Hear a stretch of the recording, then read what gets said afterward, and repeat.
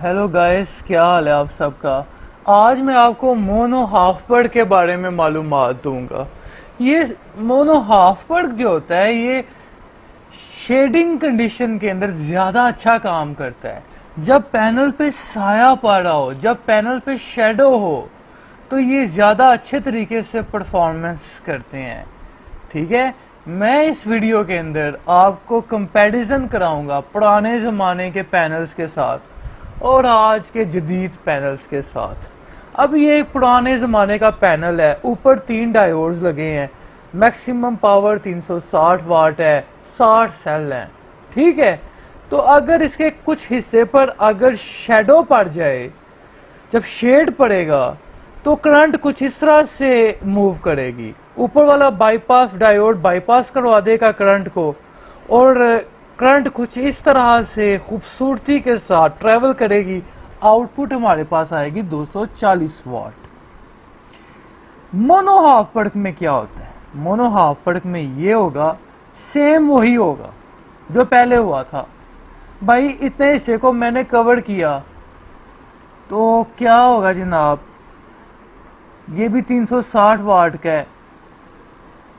Cell जो है वो 120 है, सेल डबल है इसमें। अब आउटपुट क्या आएगी हमारे पास, हमने ये देखना है भाई। तो जनाब खुद आप सोचें कि क्या आएगी, अपने दिमाग से सोचें। मैं आपको टाइम दे रहा हूं, 3, 2, 1। क्या होगी जनाब? 240 वाट। आउटपुट उतनी ही आनी है।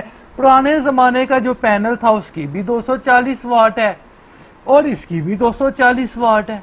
तो भाई मोनो हाफ पर्ड का फायदा क्या है भाई, जब यही आना था तो ठीक है।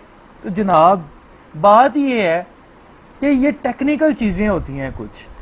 ये डायोड्स ने बाईपास करवा दिया, करंट इस तरह से मूव कर रही है। दोनों स्ट्रिंग्स की वोल्टेज 12 वोल्ट और 12 वोल्ट है।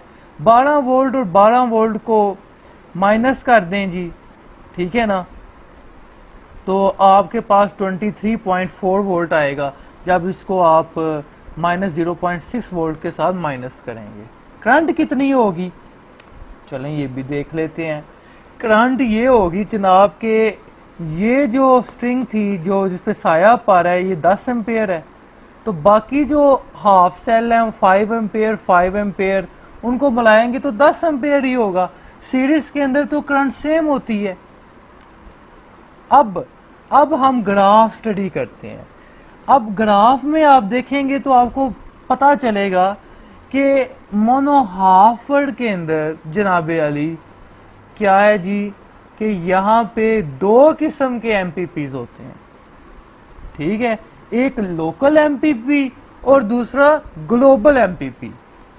अब mono half PERT local MPP पे भी काम करता है और ग्लोबल एमपीपी पे भी काम करता है। ग्लोबल एमपीपी ये है कि जनाब जब करंट ज्यादा होती है, जब सूरज की रोशनी ज्यादा होती है तो ये 10 एम्पेयर दे रहा होता है, लेकिन जब एम्पेयर्स कम होते हैं तो ये लोकल एमपीपी पे आ जाता है। ये 4 एम्पेयर जब करंट होगी तो ये दोबारा से कंडक्ट करना शुरू कर देगा और ये दोबारा से आपको पावर देना शुरू कर देगा। यही इसका फायदा है। इसीलिए मोनो हाफ पर्ड को कहा जाता है कि ये शेडिंग के अंदर ज्यादा अच्छे तरीके से काम करता है, फैंटास्टिक काम करता है। ओके, तो अब ये देखें कि ये पीवी इन्वर्टर है, उसकी सिमुलेशन है। अब हम मजीद केसेस देखेंगे शेडिंग के। अब देखें कि अब इतने हिस्से पे हमने ये पुराने जमाने के पैनल के इतने हिस्से को हमने शेड कर दिया। ठीक है, अब पुराने जमाने के पैनल का हमने इतना हिस्सा शेड कर दिया, ब्लैक कर दिया। अब ये हमें 360 वाट इसकी पावर थी, मैक्सिमम पावर 360 वाट थी। अब जिस हिस्से को कवर किया है उसमें -0.6 और दूसरे का 12 वोल्ट, तो हमारे पास आ जाएगा 10.8 वोल्ट। और जहां से करंट ट्रेवल कर रही है वो है 10 एम्पेयर। कितनी है? 10 एम्पेयर, क्योंकि ऊपर वाले बाईपास डायोड्स ने इसको बाईपास करवा दी है। तो 108 वाट हमें मिलेंगे इसमें। फर्स्ट अब ये इसमें क्या होगा, मोनो हाफ पड़क में देख लेते हैं जी क्या होगा। करंट जो है हमारे पास 10 एम्पेयर ही है, 5 एम्पेयर ऊपर वाले की, 5 एम्पेयर नीचे वाले की। वोल्टेज हमारी माइनस हो जाएगी, 12 वोल्ट माइनस 0.6 माइनस 0.6 10.8 वोल्ट आ जाएगा। आउटपुट पावर 108 वाट आएगी, ठीक है। तो अब एक सेकंड एमपीपी भी इसमें होता है। जब सूरज की इंटेंसिटी कम होगी, सूरज की रोशनी कम होगी, कम एम्पेयर पैदा होंगे, 5 एम्पेयर पैदा होंगे। अब 5 एम्पेयर के अंदर ये होगा कि ऊपर वाला भी जो हिस्सा है वो भी काम करना शुरू कर देगा। हमारे वोल्टेज अप हो जाएंगे, हमारे वोल्टेज 36 वोल्ट हो जाएंगे। करंट कम होगी लेकिन वोल्टेज कम हो जाएंगे, इसलिए लो करंट कंडीशन के अंदर ये अच्छा परफॉर्म करेगा, ठीक है ना। आपको बात समझ आ रही है शायद कि किस तरह से जो है वो शेडिंग जो है उसमें ये काम करता है, उसमें ये बेहतर तरीके से परफॉर्म करता है, ठीक है। तो जब लो इंटेंसिटी होती है, जब सूरज की रोशनी ज़रा कम होती है, तब ये ज़्यादा ये परफॉर्मेंस अच्छी देना शुरू कर देता है हमें मोनो हाफ कट जो है। इसलिए प्रेफर करना चाहिए कि आप मोनो हाफ कट ही लगाएं।